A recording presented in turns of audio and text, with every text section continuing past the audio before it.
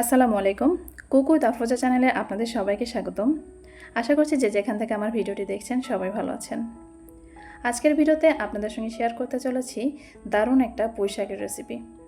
তাজা তাজা পুঁই শাক আর কাঁঠালের বিচি আর এর সঙ্গে বিশেষ একটা উপকরণ যেটা অনেকেই জানে না। ঠিক এই উপকরণগুলো দিয়ে এমন একটা মজার রেসিপি আজকে শেয়ার করব আপনাদের সঙ্গে, যেটা স্বাদ মুখে লেগে থাকবে।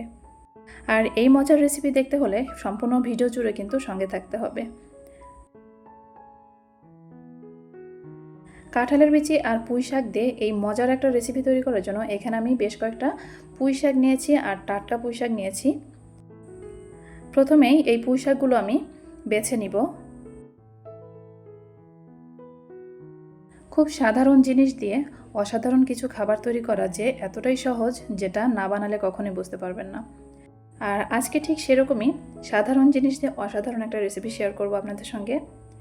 আর এই ভিডিওটি দেখতে হলে সম্পূর্ণ ভিডিও জুড়ে অবশ্যই থাকবেন, কারণ আজকের এই সাধারণ সবজিতে এমন কোনো বিশেষ উপকরণ আমি দিব যেটা দেওয়ার কারণে এই খাবারটা একদমই অসাধারণ লাগবে, এতটা মজার হবে যেটা বারবারই বানাতে চাইবেন। এখানে শাকগুলো বেছে নিয়েছি, এখন আমি কেটে নিব।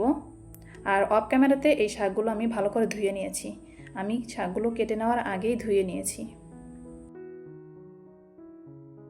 আপনারা এতদিন আমার চ্যানেলে শুধু ভর্তা রেসিপি দেখে এসেছেন, আর এই ভর্তা রেসিপিগুলো আপনারা অনেক পছন্দ করেছেন। এখন থেকে আমার চ্যানেলে শুরু হতে যাচ্ছে নতুনত্ব, নতুন কিছু সংযোজন। ভর্তার পাশাপাশি আমার চ্যানেলে প্রতিদিন পেয়ে যাবেন মজার মজার রেসিপি। সাধারণ জিনিস দিয়ে অসাধারণ মজার মজার রেসিপি পেতে আমার চ্যানেলটি কিন্তু এখনই সাবস্ক্রাইব করবেন, কারণ আমার চ্যানেলে পেয়ে যাবেন ভর্তা রেসিপি, অনেক মজার মজার ইউনিক ভর্তা রেসিপি, এবং পাশাপাশি পেয়ে যাবেন অনেক মজার মজার রেসিপি।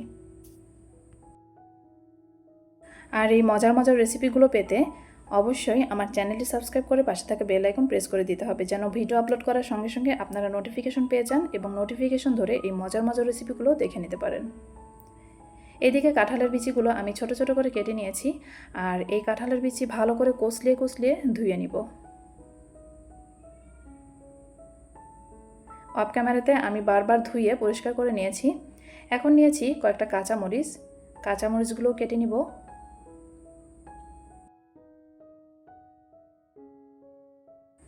আজকের এই মজার রেসিপিটা তৈরি করতে এখানে নিয়েছি এক টুকরো আদা, আদাগুলো ছোট করে কেটে নেব।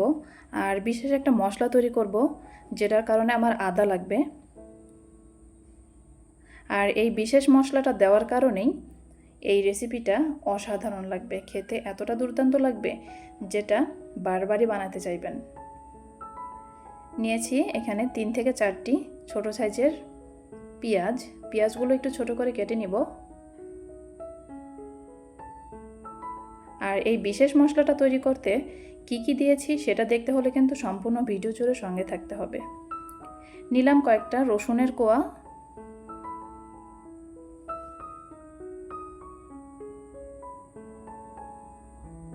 রসুনের কোয়াগুলো ছোট করে কেটে নিলাম।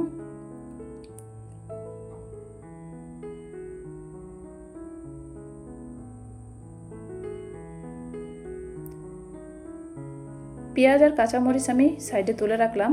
আর এই বিশেষ মশলা তৈরি করার জন্য এখানে নিয়েছি আদা, পেঁয়াজ, রসুন, আরও দিব এর মধ্যে 3টা এলাচ। এখন দিয়ে দিলাম 1 চা চামচের মতো জিরা, আর 3 চা চামচের মতো দিয়ে দিব নারিকেল কোড়া। এখন এই সবগুলো একসঙ্গে ভালো করে পেস্ট করে নিব। এটা চাইলে আপনারা ব্লেন্ডারে ব্লেন্ড করে নিতে পারেন বা শিলপাটায় বেটে নিতে পারেন। আমি একটু সময় ধরে এই বাটনাতেই এই পেস্টটা তৈরি করে নিব। তৈরি করা হয়ে গেছে। এখন নিয়ে নিয়েছি কয়েকটা চিংড়ি মাছ, আর এই ছোট চিংড়ি দিয়েই আজকের এই রেসিপিটা তৈরি করব। আর প্রথমে এই চিংড়ি মাছগুলো বেছে নিব।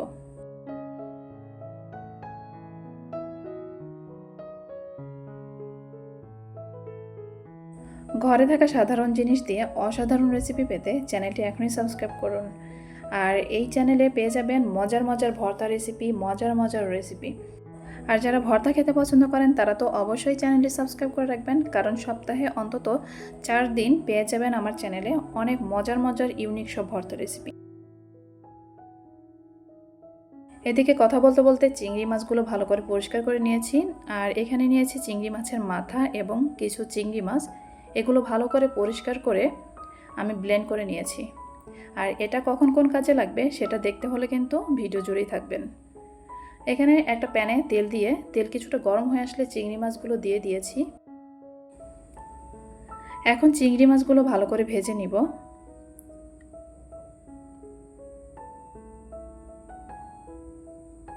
চিংড়ি মাছ কিছু সময় ভেজে নিয়ে এর মধ্যে দিয়ে দিব যে মশলাটা আমি পেস্ট করে রেখেছিলাম সেটা। মশলাটা দিয়ে একটু কষিয়ে নিব।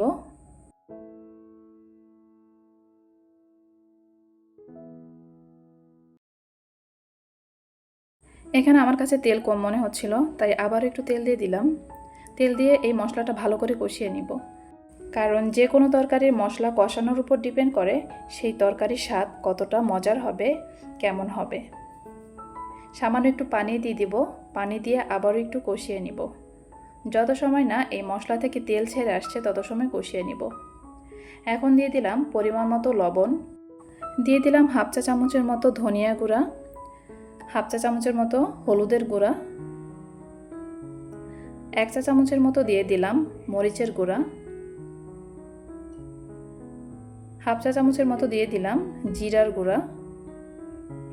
এখন এই সব উপকরণ দিয়ে ভালো করে এই মশলাটা কষিয়ে নিব।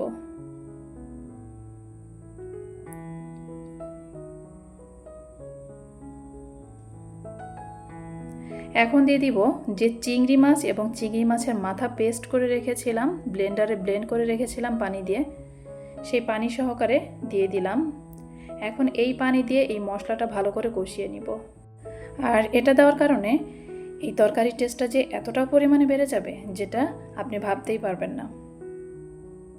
এখন দিয়ে দিলাম কেটে রাখা কাঁঠালের বিচি, একটু নেড়েচেড়ে কিছু সময় কষিয়ে নিব।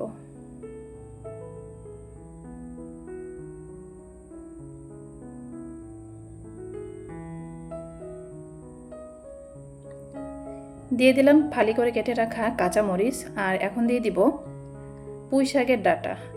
পুঁই শাকের ডাঁটা সিদ্ধ হতে যেহেতু সময় লাগে, তাই আমি ডাঁটাগুলো আগে দিয়ে দিচ্ছি আর পুঁই শাকগুলো পরে দিব, কারণ পুঁই শাকগুলো সিদ্ধ হতে খুব বেশি সময় লাগবে না, তাই পুঁই পাতাগুলো আমি পরে দিব। একটু নেড়ে চেড়ে কষিয়ে নিব।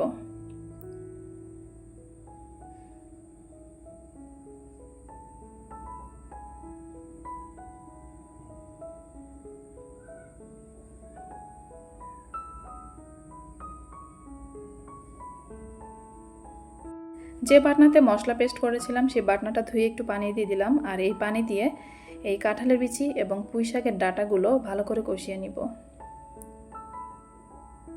অর্থাৎ সিদ্ধ হওয়া পর্যন্ত এভাবেই রান্না করে নিব। এখন দিয়ে দিলাম পরিমাণ মতো পানি। ডাঁটাগুলোও অনেকটা সিদ্ধ হয়ে এসেছে, একদম বেশি সিদ্ধ করে নিব না, কারণ বেশি সিদ্ধ করতে গেলে এই ডাঁটার কালারটা অনেকটাই চেঞ্জ হয়ে যাবে আর টেস্টটাও অনেকটা কমে আসবে।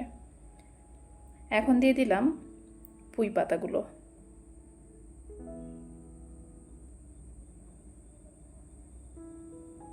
পুঁই পাতাগুলো যদি আগে আমি ডাঁটার সঙ্গে দিতাম সেক্ষেত্রে পুঁই পাতাগুলো অনেকটাই কালার চেঞ্জ হয়ে আসতো আর এই তরকারির টেস্টটা এত ভালো আসতো না। আমি আসলে চাচ্ছি এই তরকারি কালারটা যেন সবুজই থাকে, আর এভাবে রান্না করলে এই তরকারি কালার একদমই সবুজ থাকবে এবং এতটা মজার হবে যেটা স্বাদ মুখে লেগে থাকবে। এরকম একটা তরকারি গরম ভাতে থাকলে আর কোনো তরকারির প্রয়োজনই হবে না, মাছ মাংস খাওয়াও ভুলে যাবেন, এতটা মজার এই তরকারিটা।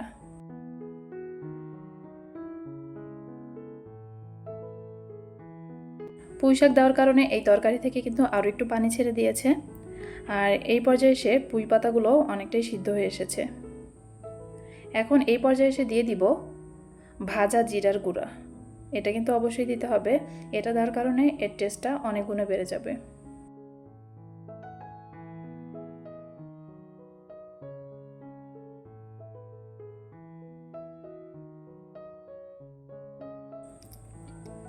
এখানে আমার রান্নাটা হয়ে এসেছে, চুলো বন্ধ করে দিয়েছি।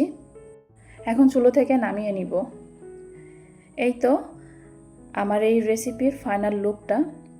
একদমই সবুজ আছে কালারটা, আর খেতেও কিন্তু অসাধারণ হয়েছিল। এখন একটা বাটিতে আমি সার্ভ করে নিচ্ছি। আর এভাবে একবার হলো ট্রাই করে দেখবেন কতটা মজার হয়। অবশ্যই কমেন্টে জানাবেন রেসিপিটি কেমন হয়েছিল। এই তো তৈরি হয়ে গেল মজাদার পুঁইশাক আর কাঁঠালের বিচি দিয়ে মজাদার একটা রেসিপি। আজকের ভিডিওটি আপনাদের কাছে কেমন লেগেছে? যদি ভালো লেগে থাকে অবশ্যই লাইক, কমেন্ট, শেয়ার করবেন। ফ্রেন্ড সার্কেলদের সঙ্গে এই রেসিপিটা শেয়ার করে তাদেরও দেখার সুযোগ করে দিবেন। আর আমার চ্যানেলের ভিডিও যদি আপনাদের কাছে ভালো লেগে থাকে অবশ্যই চ্যানেলটি সাবস্ক্রাইব করে পাশে থাকবেন। সবাই ভালো থাকবেন। আল্লাহ হাফেজ।